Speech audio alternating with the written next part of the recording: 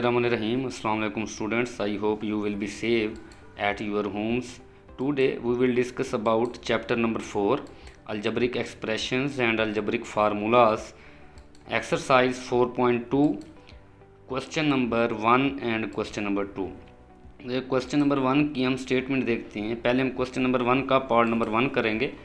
तो question number 1 के part number 1 की स्टेटमेंट देख लें कि if a plus B is equal to 10, given data है ये हमारे पास। If a plus B is equal to 10 and a minus B is equal to 6, then find the value of a square plus b square.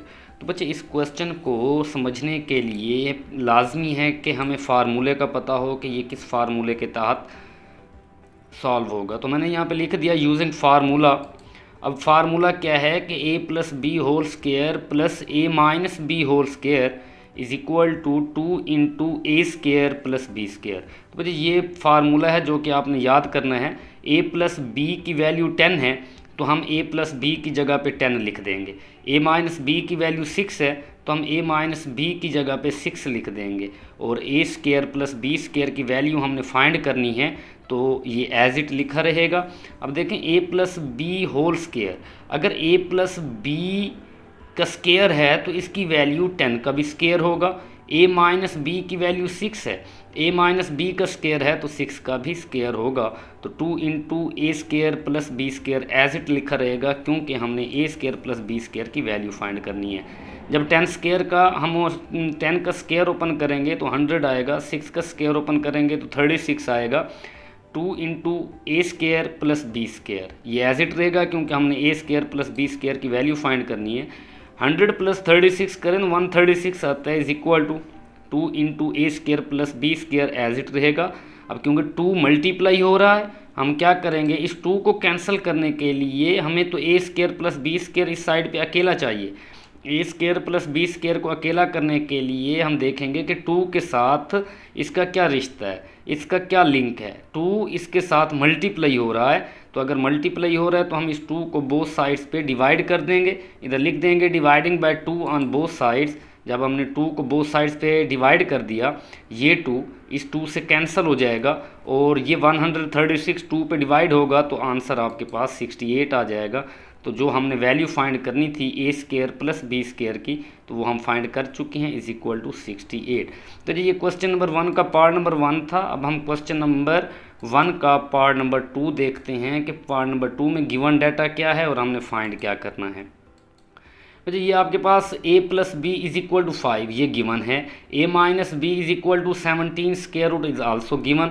अब हमने value find करनी है a b की। तो बच्चे सिमिलरली जैसा हमने पिछले क्वेश्चन में किया था, फार्मूला यूज़ किया था, यहाँ पर भी फार्मूला यूज़ होगा लेकिन फार्मूला डिफरेंट होगा। अब फार्मूला कौन सा लगेगा, ये देखें, a plus B whole square minus a minus B whole square is equal to 4ab।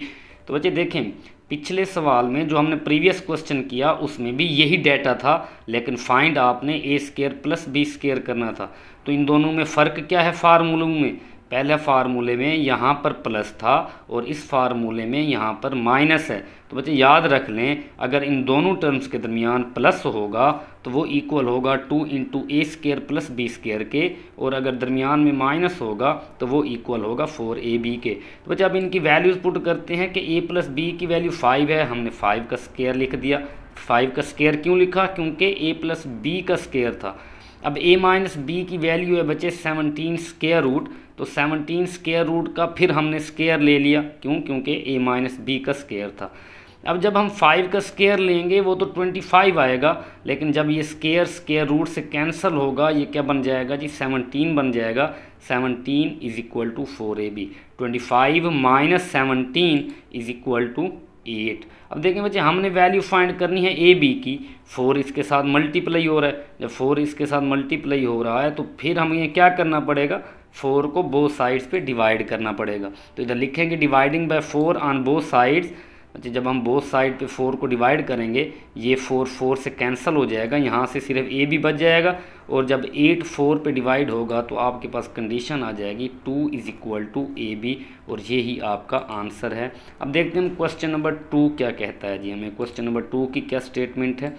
Question number 2 में आपको जो गिवन है, जो गिवन डाटा है वो ये है कि if A square plus B square plus C square is equal to 45, A plus B plus C is equal to -1, A B plus B C plus C A, ये हमने find करना है। तो बच्चे इसके लिए भी एक हमें फार्मूला याद करना पड़ेगा, वो फार्मूला मैं यहाँ पर लिख देता हूँ कि फार्मूला क्या है, A plus B plus C whole square is equal to A square plus B square plus C square plus 2ab plus 2bc plus 2ca। अब हमने क्या करना है बच्चे, ये फार्मूला है, ये आपने याद करना है। नेक्स्ट टाइम में हमने क्या करना है, इसके A plus B plus C as it लिख दिया, A square plus B square plus C square वो भी एज इट लिख दिया। अब देखें इन तीनों टर्म्स में से, यानी 2ab 2bc 2ca, इन तीनों टर्म्स में से 2 कॉमन आ रहा है, तो हमने इन तीनों में से 2 को कॉमन ले लिया। जब 2 को कॉमन लिया तो कंडीशन आपके पास ये बन गई। नेक्स्ट स्टेप में आपने वैल्यूज़ पुट कर देनी है। a प्लस बी प्लस सी की वैल्यू -1 है, तो हमने इसकी जगह पे -1 पुट कर दिया। ये -1 का स्क्वायर क्यों लिखा, क्योंकि a प्लस बी प्लस सी का स्क्वायर था, तो इसकी वैल्यू का भी स्क्वायर होगा। A square plus B square plus C square, ये पूरी टर्म की वैल्यू 45 है, तो हमने इस पूरी टर्म की जगह पे A square plus B square plus C square की जगह पे 45 लिख दिया। ये टर्म की वैल्यू हमने फाइंड करनी है, तो ये टर्म हमने एज इट लिख दी। बच्चे स्टूडेंट यहाँ पे गलती क्या करता है, गलती ये करता है कि 45 प्लस 2 इन दोनों को ऐड कर देता है, तो वो 47 बन जाता है, जो कि गलत है। ये ऐड नहीं हो सकते हैं। क्यों नहीं हो सकते, क्योंकि 2 जब तक इस टर्म से मल्टीप्लाई नहीं होगा वो 45 से मल्टीप्लाई नहीं हो सकता, 45 में ऐड नहीं हो सकता।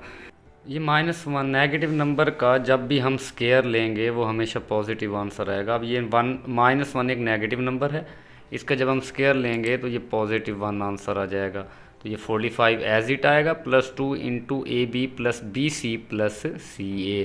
इसके बाद बच्चे हमने क्या करना है कि ये 45 इस पूरी टर्म में हमने इस टर्म को ना अकेला करना है। इस टर्म को जब इस टर्म को अकेला करने के लिए हम देखते हैं कि इसमें हमें रुकावट किस बात की है। रुकावट ये है कि 45 इसमें ऐड हो रहा है, तो इस 45 को इस साइड पे कैंसिल करना है। अगर ये 45 इधर सब्ट्रैक्ट हो रहा होता तो हम इस 45 को बोथ साइड्स पे ऐड कर देते। अगर 45 यहाँ पे मल्टीप्लाई हो रहा होता तो हम दोनों तरफ इसको सब्ट्रैक्ट डिवाइड कर देते। अब यहाँ पे 45 ऐड हो रहा है तो हम बोथ साइड पे इसको सब्ट्रैक्ट कर देंगे, लिखेंगे subtracting by 45 on both sides.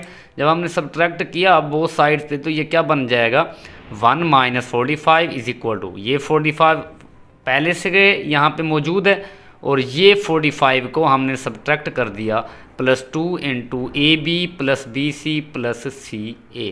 और ये देखें 1 के साथ प्लस साइन है, 45 के साथ माइनस साइन है, तो दोनों टर्म्स के साथ साइन डिफरेंट हैं। जब साइन डिफरेंट होते हैं तो हम वर्क सब्ट्रैक्शन का करते हैं और आंसर के साथ वो साइन लगाते हैं जो दोनों रकमों के साथ होता है, जो बड़ी रकम के साथ होता है। बड़ी रकम के साथ 45 है तो हमने 44 के साथ माइनस लगा दिया।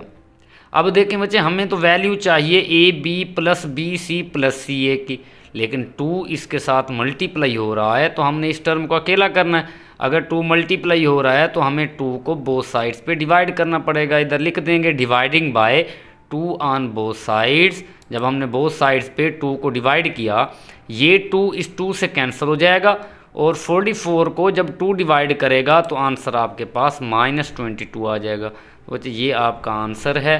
अच्छा, ये उम्मीद करता हूँ कि यह क्वेश्चन आपको अच्छे तरीके से समझ आ गए होंगे और इसका next question number 3, question number 4 वो आप लोगों ने खुद करना है, उसकी अच्छे अंदाज में प्रैक्टिस करनी है। इन क्वेश्चंस को भी अच्छे अंदाज में तैयारी करनी है इनकी। अल्लाह हम सब का हामी नासिर हो। अल्लाह हाफिज़ जी।